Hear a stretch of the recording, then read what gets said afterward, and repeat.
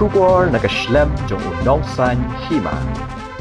Tnad Arts and Culture ka jila, Bynta kasngi kalayo ban Plie yak website nak Bynta ban Jinghikai, yaki nongwat Bniah yaki riti kedustur tenrai hapo ka jila. Menteri rangba ka jila ukon rat sangma ulayo ban Plie ka website, hab Jingkren Menteri rangba ulaong ba ka jila kaduna baha ki nongwat Bniah niki Stad wat Bniah. Ulaong babanwan ra yak jingkala ka imlang kasalang hapo ka jila, kasdang ningkong naki jingwat Bniah.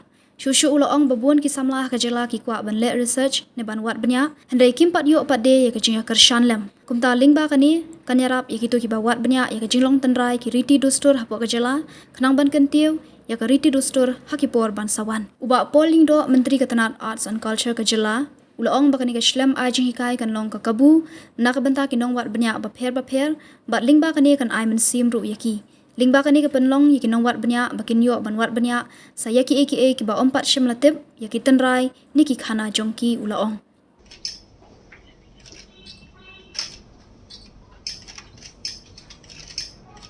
And the main thrust areas will be arts and culture, and then there will be heritage studies, then we like a dedicated website, so it's called the cmrg.meghalaya.org. So it will go live now with this inauguration. It will go live. This, in fact, has been a very long pending issue and a thought and an idea that we really wanted to do for a very, very long time. And we just had to figure out how to give it the right shape. And so I'm very happy today that the Honorable Minister and our Commissioner Secretary have taken the initiative to structure this entire process.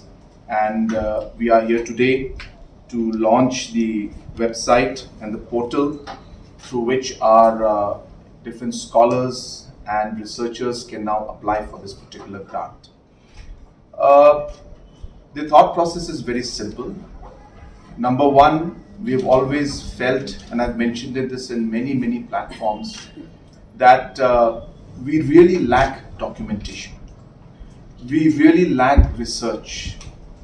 And both research and documentation in one way is a foundation for many other aspects to really happen.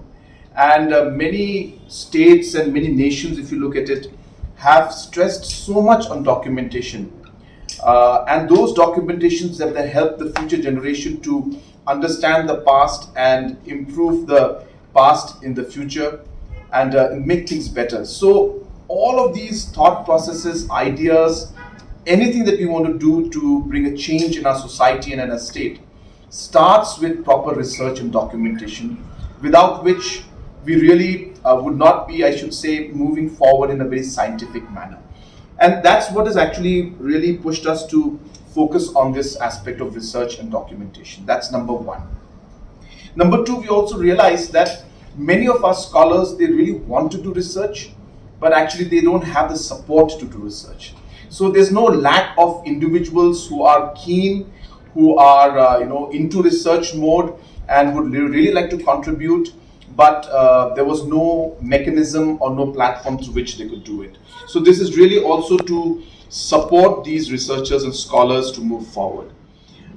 Number three, we also feel that once we have all of this research that's happening, so you can imagine in a matter of about 15 years, 20 years time, say suppose on an average about 100 papers are done, you're talking of 2,000, 3,000 different topics being researched and kept in a database.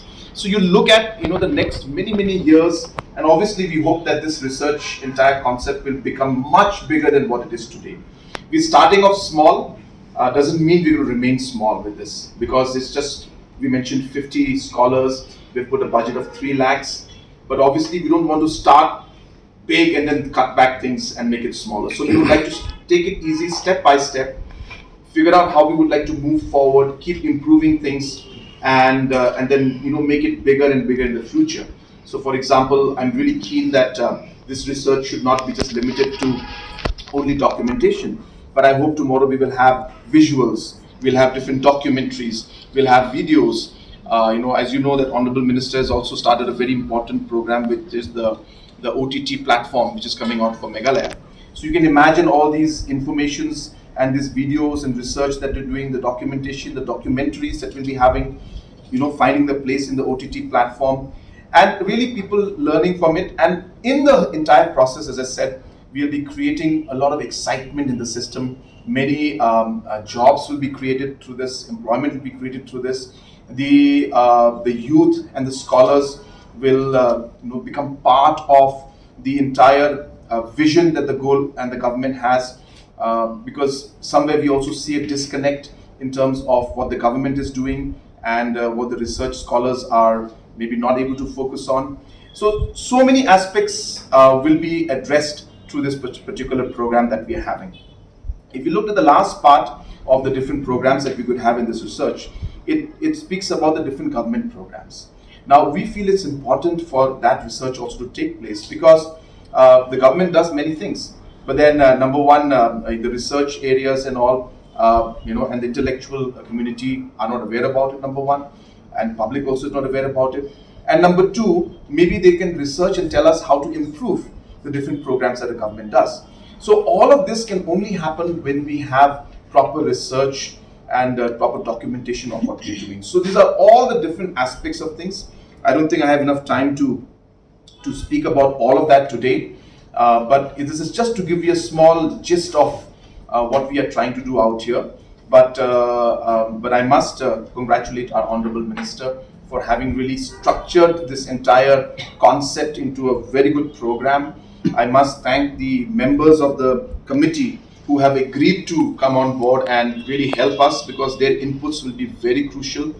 Not only are we going to select these particular scholars, but I intend to regularly interact with them and discuss with them. I would like to see one scholar or researcher presenting his or her paper and research to the other scholars who are sitting there in a conference that we may have every quarter. So I may not be able to attend every program, but maybe sometimes Honorable Minister will be there, sometimes I'll be there, sometimes you just do it on your own.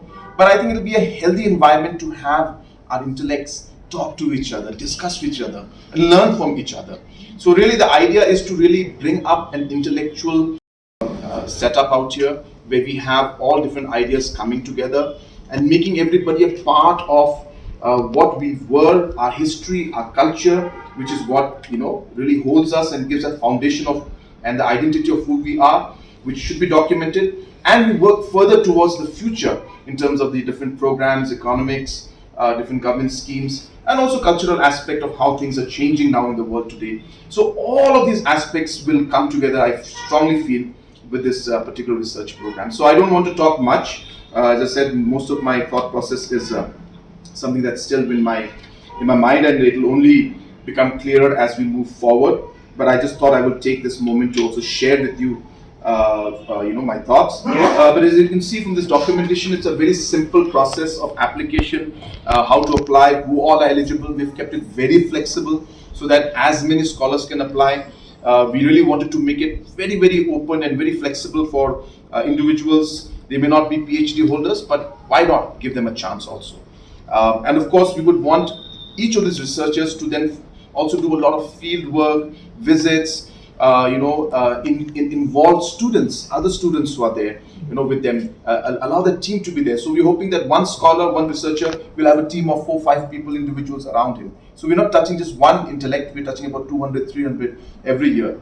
And as I said, we are very flexible to discuss about how we can expand this program. So if you tell me tomorrow, well, 50 wasn't enough, we need 100, we are very much open to it. So we'll all depend on the response we get. If you tell us that, well, the amount is a bit less, so maybe for certain research it could be 3, but for another research maybe it requires a larger budget, we are flexible for that also. So let's keep that open, but this is where we start and we take it forward from here. But a lot of work for all of you who are in the committee, because it's not easy. You have to really go through this, because I do expect that you will also guide the people who are doing the research in the long run and help them and support them, so mentor them. So I think all of those aspects also, I'm sure, will come into the picture. So this is really a beginning of many, many things that we would like to do. I'm very keen, as you're aware, that we'll be very soon having our own state level data center that's coming up. I expect that all these different inputs will be kept in a digital format, on the cloud, so that we can make it accessible to people all over the world. At the same time, I'm hoping that through the different programs or the OTT programs we have, we'll be able to create the documentaries through these research programs, which will then find place in this OTT platform. So all of these will be mixed, and you will see the larger picture as we move along. But we have a master plan for that also. So I just wanted to just give you a glimpse.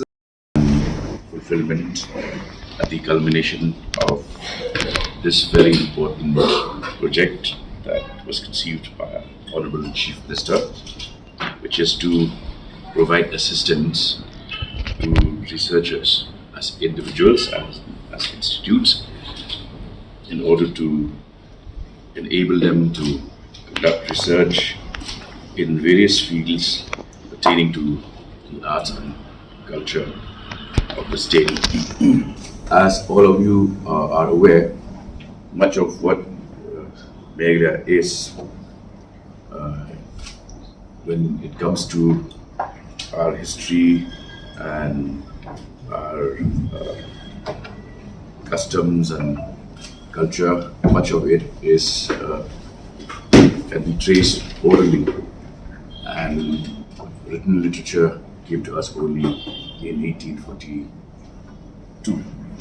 So therefore there is a vast gap between what we know as evidence-based literature and what is scripted, and a vast amount of it has been handed over to us through several centuries of oral tradition.